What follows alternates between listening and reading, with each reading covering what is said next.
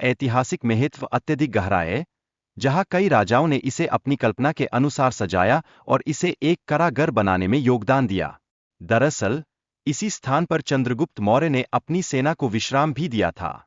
इसके अलावा, चंद्रकांता नामक हिंदी उपन्यास और 1994 से 96 में प्रसारित धारावाहिक ने इस किले को विशेष पहचान दी। इसने प्रेम कहानी की चर्चा को लोगों के बीच और भी बढ़ावा दिया, जिससे यह स्थान और भी लोकप्रिय हो गया। किले में छिपे खजानों और अदृश्य कहानियों की संभावनाएं इसे आस्था का प्रतीक बनाती है। यहाँ हर साल अप्रैल में एक भव्य मेला आयोजित होता है, जिसमें स्थानीय लोग बड़ी संख्या में शामिल होते हैं।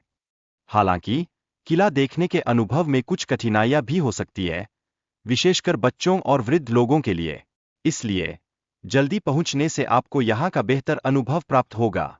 इस किले के भीतर सुरक्षा दीवारों के अवशेष और सैनिकों के रहने की जगह देखने को मिलती है, जो इसकी ऐतिहासिक महत्ता को प्रमाणित करती है। प्रत्येक दीवार पर एक कहानी है, जो इतिहास के पन्नों को जीवंत करती है। किले के आसपास कई तालाब भी हैं, जिनमें से कुछ का पानी हमेशा भरा रहता है।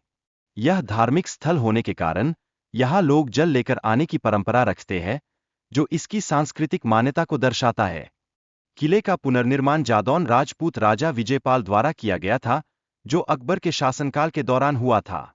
यह किला भारत की समृद्ध सांस्कृतिक विरासत का अभिन्न अंग है। हर साल अप्रैल में किले में उर्स मेला आयोजित होता है, जहां विभिन्न धर्मों के लोग एक साथ आते हैं। यह घटना गंगाजमुनी संस्कृति की अद्भुत मिसाल पेश करती है।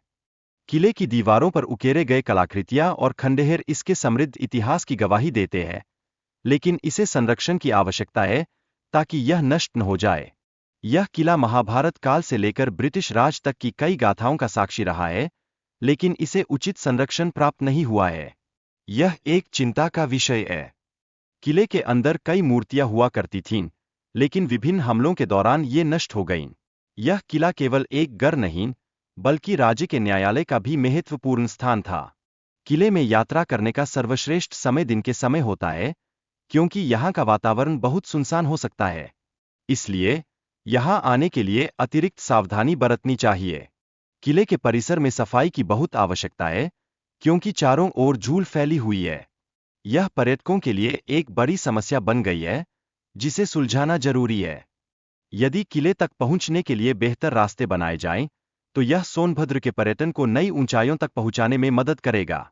हालांकि, पर्यटकों की सुविधाओं की कमी, जैसे टॉयलेट और पीने के पानी की अनुपलब्धता के कारण लोग इस किले से जुड़ नहीं पा रहे हैं, जो कि एक गंभीर समस्या है।